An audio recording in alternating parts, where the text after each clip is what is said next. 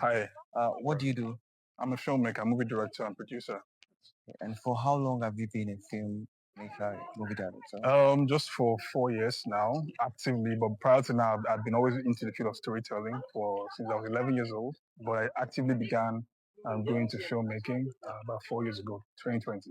Maybe 4 years ago. So I remember in the hall you talked about why it's important to share your stories because Yes. no one else will do it for you. And you also talked about do it first before you think about it, right? And that really stuck with me. You have the fear of should I go and do this or not? So personally, I started the challenge to interview entrepreneurs to give advice to young entrepreneurs on what what to avoid and what to know. So what has been your biggest challenge so far, being an entrepreneur? There's so many, so many challenges to be honest. Especially in Nigeria, for instance, access to funding. In the movie space, for instance, there are not so many avenues readily available to be able to get funding for projects. And sometimes, for instance, Nigeria, for instance, the budget for our movies are really not commensurate with what is budgeted in Hollywood. For instance. That's why a lot of times it's difficult to do very excellent projects. But for us, we try to do the best we can what's available to us. And that's the thing about entrepreneurship. You are able to constantly think about new innovative ways of doing what you do. Yeah. And but being excellent and not letting that become an excuse for mediocrity. Because if you do a project and you are mediocre in it, you lose your chances of actually getting the possibility of the next one. But when you actually put your heart into doing it and give it your best, you don't really have. For me, instead of me doing a movie that has like very big sceneries, big props, and all of that, I try to like make the story within a very small context where we can actually show it and then it looks real. It can connect to the audience. So it's that's been a challenge, but we actually are able to overcome it by being able to find out better ways of getting things done that are not as financially intensive but still deliver excellence for the audience to connect to. And I really think excellence is key because it will compound. So I wanted to ask again, when you were starting out, did you have people that are like doubters and saying, man, don't go into these things, don't do? And if so, how were you able to overcome that and still persevere?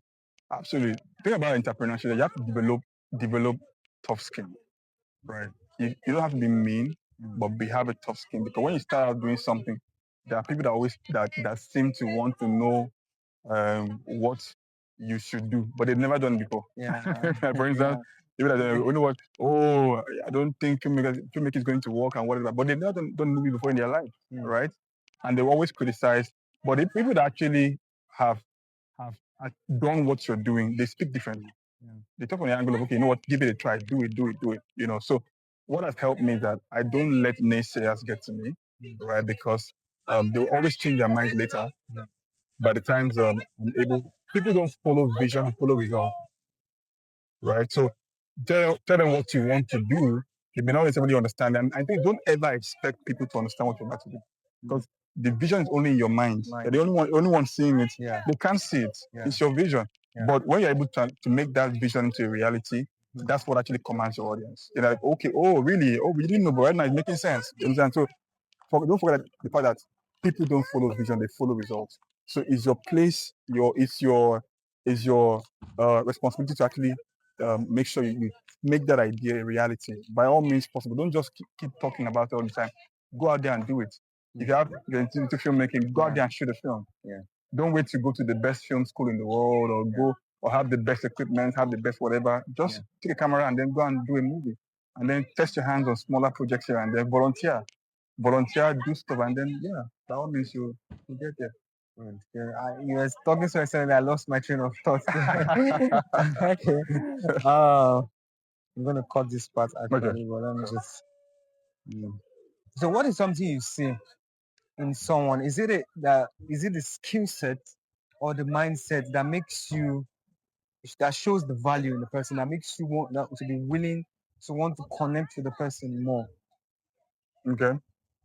For me, because of my role, my job, I am very key on skill. It's important to know that you are good at what you do. At the same time, it's easier when you have the right attitude. Besides just skill. So I look out for both, right? Someone that has skill but has no right attitude might be difficult to work with. In those cases, I may find a way to work around your bad mindset to get what I'm looking for to get done. Can actually need your skill. You know, for instance, I have a very good, let's say, just one of your crew members that's really, really good. Let's say an advert, for instance, and he's very good at what he does, but he has a very nasty attitude. Right. So find a way to kind of like walk around that attitude. I need to get the work done. I can't find someone that can do that same job in that capacity. So some roles, if it's like like a corporate setting, for instance, there are some roles that you need to have the right attitude to get done. Like for instance, management position, for instance. In those cases, you can't compromise on mindset. If it's a wrong mindset, in fact, you can always find more people that can do the job.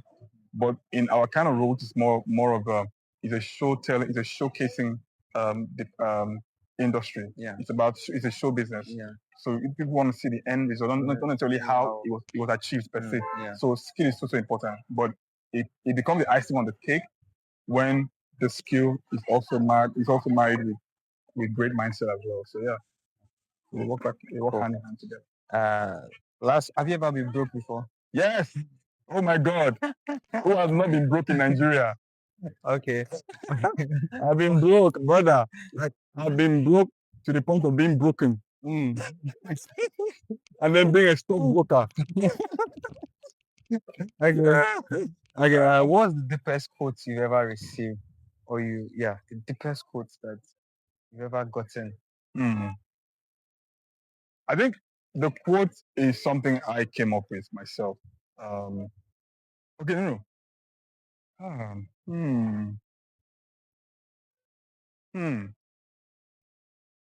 Okay, one was okay. Do the thing. It might not be the thing, but it will be the thing that leads to the thing. Okay. Right. What that means is that if what you might be doing may not necessarily be, you may not feel like is so important at that moment. At that moment, let's say you're working a job somewhere, and then that role they're giving is like it's not so important, or you're studying a course in school. Right. And in fact, that course is not relevant to your life. Let's say in accounting or something.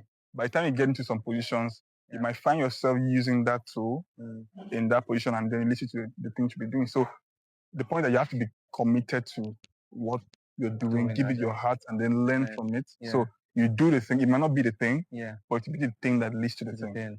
Right. So Beautiful. that's mine. Beautiful. So there's one last one. If you had to leave them with some guiding principles, I mean, what's going to be the best advice you're going to give the younger generations watching this right now? Absolutely. If you have an idea, have a dream, have a desire, have something you want to do, do it. Do it. Don't listen to the voice in your head that tells you you're inadequate. You will never feel adequate. You will never feel prepared. You will never feel perfect. You will never do the best job at the first time. My first movie was the worst I could ever talk about. But you will never do your best job the first time. No matter how many books you read, how many lessons you learn, how many YouTube videos you watch, it's never the same thing as trying that thing. If you don't try, you've not learned it. So when you do it, you have a chance of getting to get better at it and doing it better and then doing it better. You become better at your craft if you're constantly doing it than if you're just sitting and thinking about the best time to get things done, having the best things available to you. I say it all the time, being young is a very incredible privilege. You have a chance of being able to make mistakes, right? Because that's how you learn, right? You learn by making mistakes. And by the time you try different, especially if you're single, if you're young and not necessarily having family that's you're catering for, that's the best time for you to try your hands on different things. For instance, I didn't discover filmmaking. I didn't study filmmaking in school. I stumbled into filmmaking just 4 years ago, right? So the point is that try. If you have an idea, do it. Do it. Don't hold yourself back. Don't let yourself keep you from doing what you should do. So my advice is that if you're young, have an idea, have a dream, try it out. Do it in the smallest way possible. Don't expect to have it better. And even if it fails, even if it flops, do something else. It's not the end of the world. So yeah, that's my advice. And also get mentors. Don't be a lone ranger. Don't think that you are the best in the world. You don't know anything yet. Well, you don't know anything yet. Get mentors, and then learn from them. Be humble to serve people. Maybe get a job, right? The idea of getting a job is not because of the pay, but so you can be an environment of productivity where you can learn management, learn time management, learn coordination, work team management also, working with the crew, seeing a vision, and seeing it become reality. Also, even financial structure. Those things become very necessary when you're actually doing your own. Don't just jump and do your own thing like that. Get either you get mentorship by serving someone that's in that field, or volunteering to just do it. Don't worry about getting paid. They're paid like 10K for doing something. Don't worry about it. There's so many young people who are they want to blow now. They're coming to work with joy. They want to be paid like 100 or 500,000 naira at the spot. No, don't do that. Go there with the mindset to serve. While they use you need to use them too. Use their resources available to them, and then get better. And when it's time, when you have honed your skill, and be able to go on and do your own thing and do really good. Awesome stuff, man. Awesome stuff. Thank you so much. Thanks, bro. Appreciate it, man. Thank you so much.